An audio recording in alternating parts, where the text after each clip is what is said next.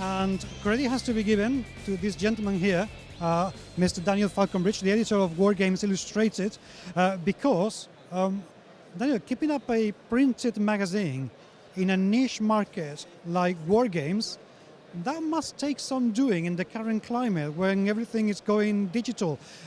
Yeah, well, it does. I mean, Wargames Illustrated's been going for 25 years, so we've been doing it a long time now, printed magazine.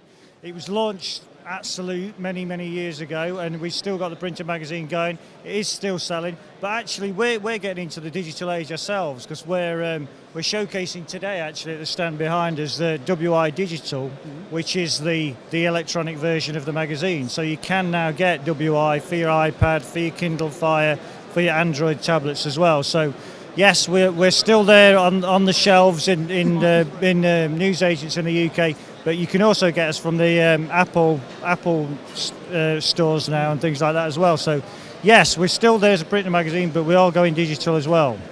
Now, why have you been able to survive so long? And I ask you this because there's been games magazines coming and going, and let's face it, not many survive. Yet you guys are going strong. Why Wargames yes, but other games not? Yeah, well, we've always done what it says on the cover of the magazine. We've always been Wargames Illustrated, and I think that has always had an appeal. Other magazines have come and gone with different angles on it, but the angle we have, which is we illustrate war games, we show nice pictures, is something that wargamers always like to see. They always like to see beautifully painted models, they always like to see nicely crafted tables. So that formula, it seems to have worked for us and has been constant throughout the changing hobby, although the hobby's changed from what it was like 25 years ago. I think that core thing of people wanting to see nice photographs has always been the same. And if we can keep that benchmark up, I think people will always buy the magazine.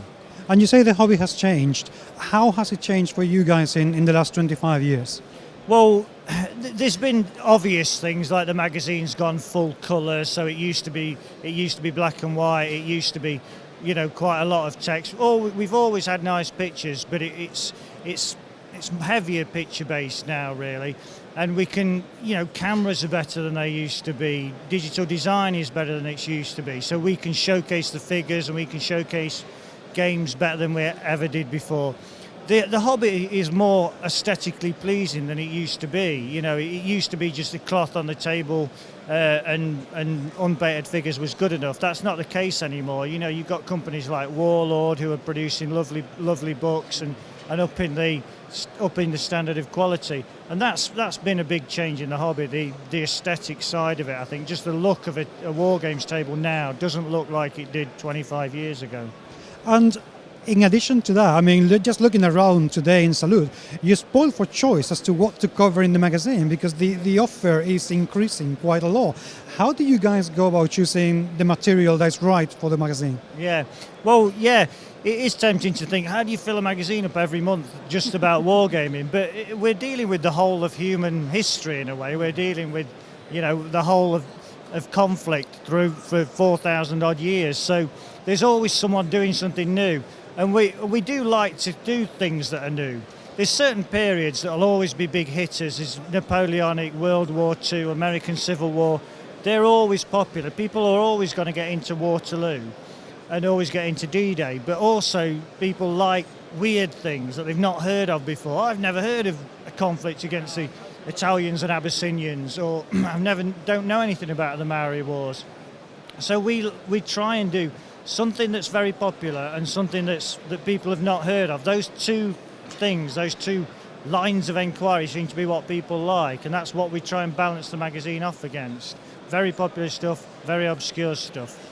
Now, with the new offering of, minis being slightly easier and cheaper to be done in China, Kickstarter giving a hell of a shot in the arm to the gaming industry, do you guys see yourselves expanding the range of articles that you cover to different types of minis and different types of games in the future, or are you going to stick with what you know and what you do well?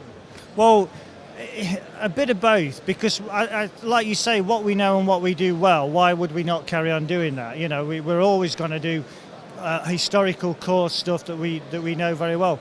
But the hobby evolves and changes, and Wargames Illustrated wants to follow those changes. It wants to represent those changes, and it wants to show what people are playing, what people are doing out there. So we'll hope to cover the new stuff as well as cover everything that we always have done as well.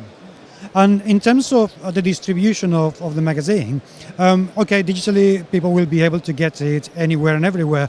But for those of us who like to have a physical product and treasure it, because let's face it, the magazine is being beautifully laid out, is it distributed outside the UK as well here in the mainland? Yeah, you can get it anywhere in the world, in theory. Sometimes it's a bit more difficult in practice to get hold of it.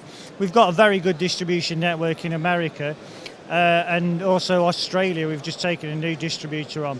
But yes, it's in theory it's available to get anywhere, and of course you can always order it from the website and come straight to the website and get it directly from us. We're based in Nottingham and we'll send it out anywhere in the world. But yeah, we like to cover as far and wide as we can. And last question, what's in the future for you guys? Where do you see yourselves in 5 years? What's going to happen? We see ourselves as getting more and more into the digital side of production.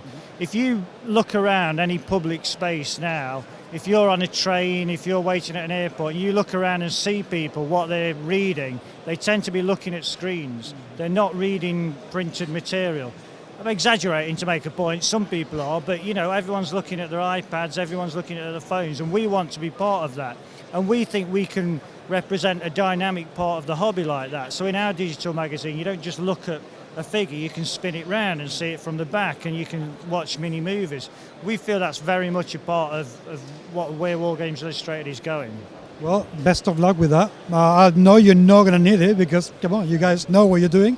I cannot wait to see what you come up with. It'll be fantastic. Thank you. Thank you. Cheers.